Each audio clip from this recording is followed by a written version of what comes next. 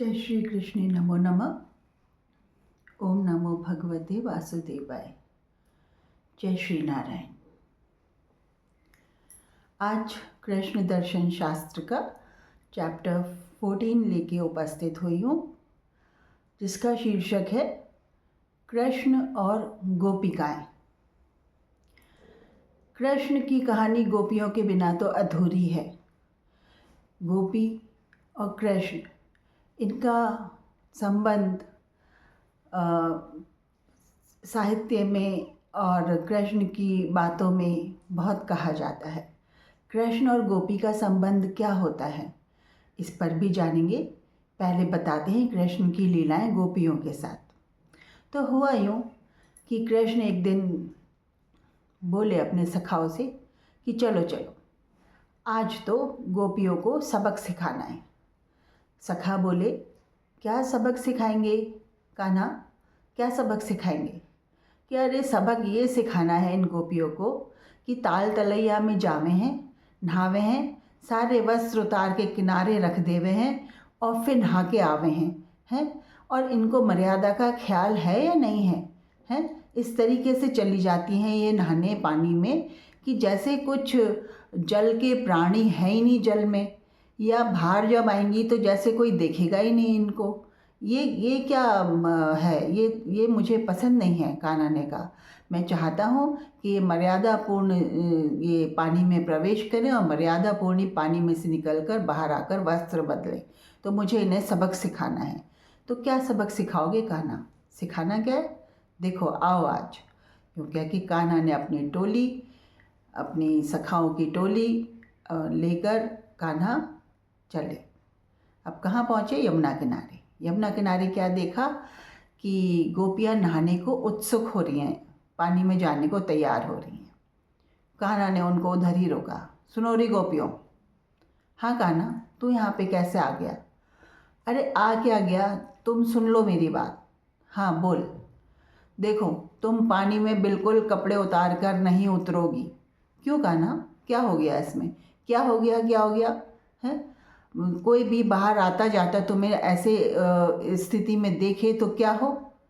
तो हम तो सुबह ही सुबह आवे हैं, जब सूर्य दर्शन भी ना होवे उससे पहले हम आ जावे हैं नहाने धोने, ताकि कोई देख ना सके।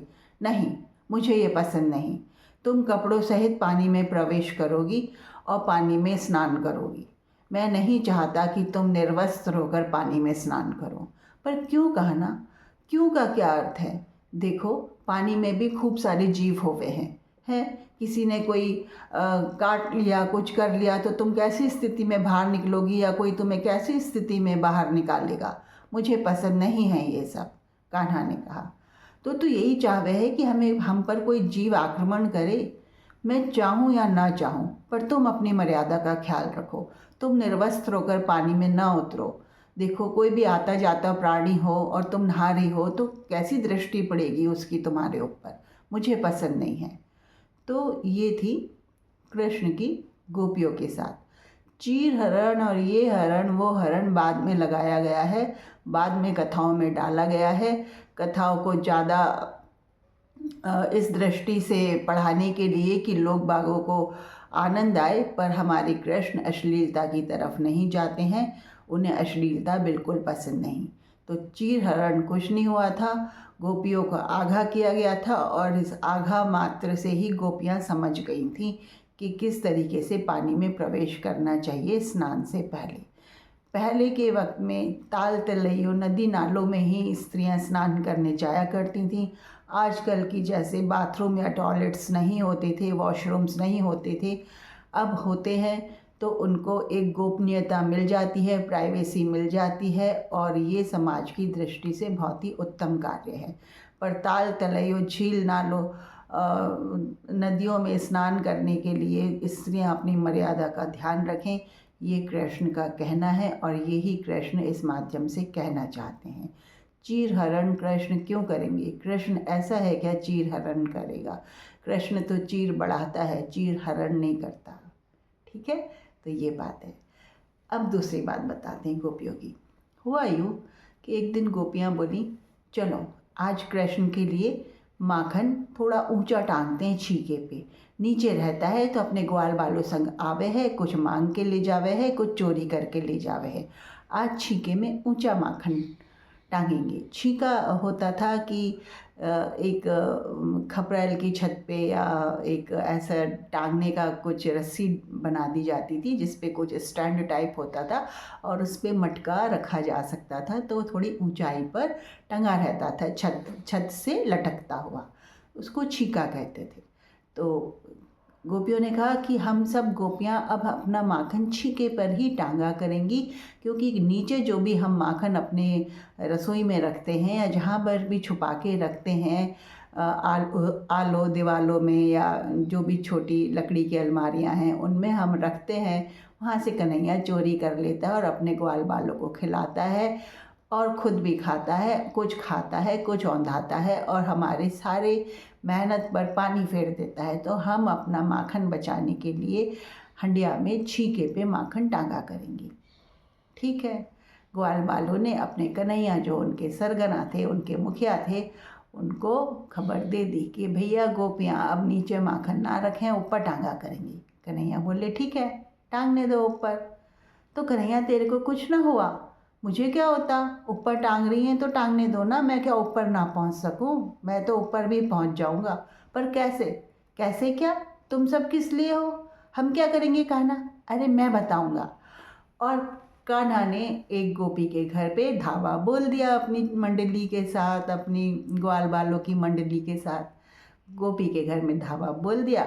गोपी वहाँ पर थी नहीं, पानी भरने गई हुई थी। कान्हा घर में घुसे, कुंडी खोली, अंदर घुस गए, देखा छीके पे 2-4 हंडियाँ रखी हुई हैं। कान्हा ने कहा ठीक है, बनो घोड़ा। 4 ग्वाले घोड़े बन गए। घोड़े पे चढ़ के ग्वाल वालों की पीठ पे चढ़ के कृष्ण खड़े हो गए। छीके तक हाथ पहुंच गया, हंडिया उतारी, धीरे धीरे नीचे धरी और फिर सब ग्वाल वालों ने मिलकर माखन खाया, खूब माखन खाया।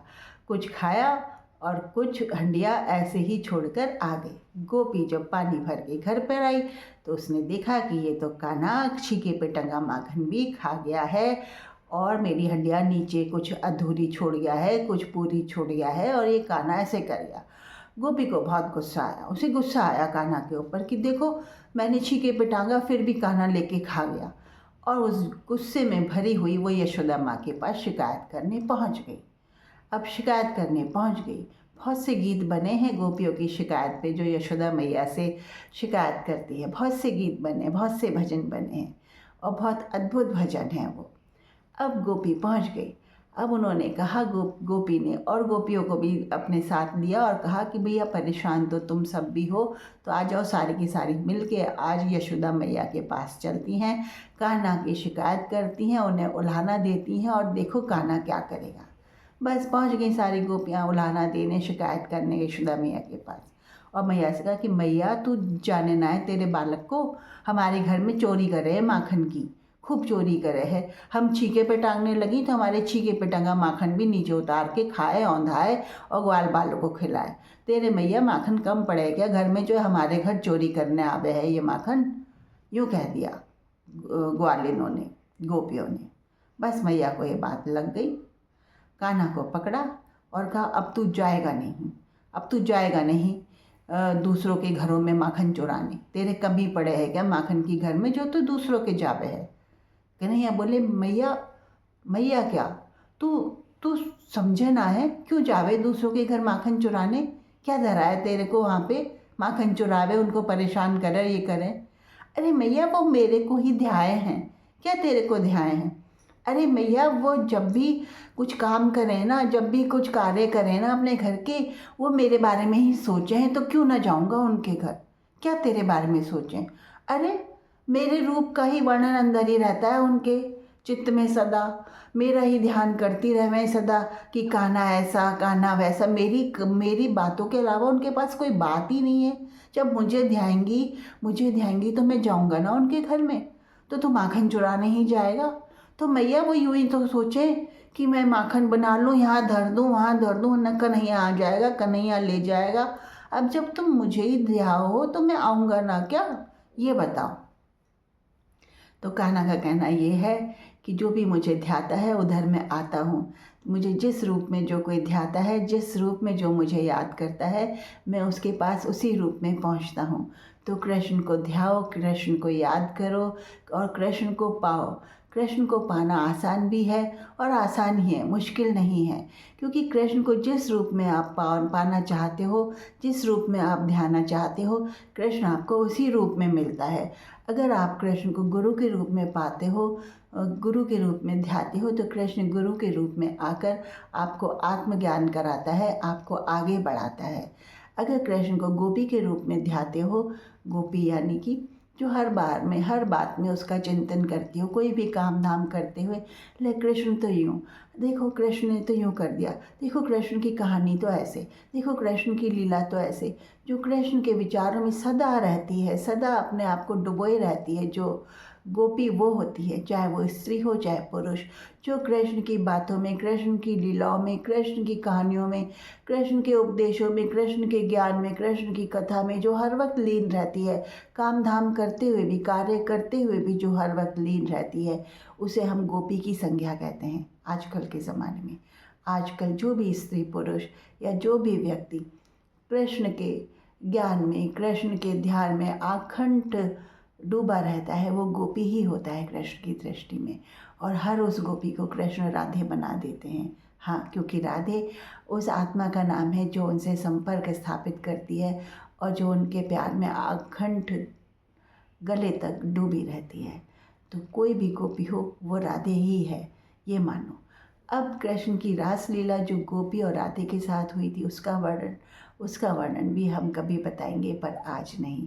आज तो हम इतना बता रहे हैं कि गोपिकाएं और कृष्ण, इनका रिश्ता कैसा था। तो हुआ यूँ कि कृष्ण अपने घर में बैठे हुए थे कि एक गोपी आ गई यशोदा के पास, आ गई और बतलाने लगी। अब बतला तो वो यशोदा से रही है, पर उसकी दृष्टि इधर उधर खोज रही है कान्हा को, क्योंकि वो कान्हा को देखने के बहाने ही यशोदा से बतलाने आई थी। अब खोज रही है कान्हा को और बात बना रही है यशोदा मैया से। तो मैया, क्या कान्हा उठ गयो आज उठ गयो? क्यों, क्या हुआ तेरे को? तू तो मेरे पास आई है बतलाने, मुझसे बात कर ना। मैं तो पूछ रही हूँ, उठ गयो होगा अब तक। तो उठ गयो तो तेरे को क्या लेना देना? मेरे को क्या लेना देना? मैं तो पूछूँ हूँ मैया, क्योंकि वो तो उठते ही मैया माखन मांगे है। हाँ, माखन मांगे तो मांगे है, इसमें तेरा क्या जावे है? लो, मेरा ना जावे। माखन मांगेगा सुबह उठते ही, और सुबह उठते ही कहेगा कि मैया मुझे भूख लगी है, माखन दे दो। हाँ, तो फिर ये कि माखन तो तू लाई है, माखन उसके लिए, ये बता। यशोदा बोली, लाई तो हूँ, दे दूँ? हाँ, दे दे। लाओ, ले लो माखन, ये लो, मटकी लाई हूँ पूरी भर के, कन्हैया को खिला दीजो। अरे मेरा माखन जब से कन्हैया खावे है, मेरी गैया खूब दूध देवे हैं, खूब दूध देवे हैं, इतना दूध देवे हैं कि मेरे घर में खूब माखन होवे मैया। उसे रोज़ मेरे घर खाने भेज दिया करो, माखन खाएगा, मेरी गैया खुश होके खूब दूध देवे हैं मैया, आने दिया करो उसको मेरे घर। हाँ, खाने दिया करो माखन। देखो मैया, मैं तो नीचे ही रख दूँगी अपनी मटकी, छीके पे भी ना टांगूंगी, खा जाएगा माखन। तो कन्हैया जिन भी घरों में माखन खाने जाते थे, उनकी गैया स्वतः ही खूब उमड़ उमड़ के दूध देती थी, खूब ज़्यादा से ज़्यादा दूध देती थी, और गोपियों का खूब माखन निकलता था। गोपियों के घर में दूध से खूब माखन निकलता था। तो इसलिए कन्हैया अगर आपके घर में चोरी करने आते हैं तो उन्हें चोरी करने दो। किस चीज़ की चोरी करते हैं कन्हैया? कन्हैया आपके दिल की चोरी करते हैं। हाँ, आपके दिल की चोरी करके आपके दिल में समा जाते हैं, आपका चित्त चोर लेते हैं, आपके चित्त में कन्हैया बस जाते हैं। और जब आपके चित्त में कन्हैया बस जाते हैं तो आप गोपी हो जाते हैं, गोपी हो जाते हैं। हाँ, गोपी होना मतलब यही हुआ कि आपने भक्त की श्रेणियों में सबसे उत्तम और सबसे प्रथम स्थान पा लिया। गोपी होने का अर्थ यही है।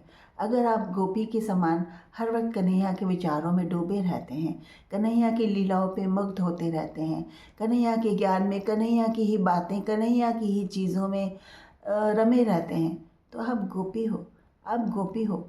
आपने पा लिया है उस कन्हैया को, और उस कन्हैया को जब पा लिया है तो अब उस नियंत्रणकर्ता को, उस सृष्टि के रचयिता को आप छोड़ो मत, पकड़े रहो उनको, पकड़े रहो। कभी उनसे पृथक ना हो, कभी उनसे विलग ना रहो, उनके आनंद में, उनके स्मरण में सदा डूबे रहो। ये है गोपी और कन्हैया की लीला, जो आज भी है। जो भी भक्त कृष्ण की तरफ बढ़ता है और गोपी के समान उन्हें आकंठ स्मृति करने लगता है, ध्यान में मग्न हो जाता है, प्रेम में मशगूल हो जाता है कन्हैया के, वो गोपी ही है। हाँ, उसे ही गोपी कहते हैं। तो कृष्ण और गोपिकाओं का ये संबंध है। समझे आप? आज बस इतना ही। जय श्री राधे, जय श्री हरि। ओम नमो भगवते वासुदेवाय। जय श्री नारायण।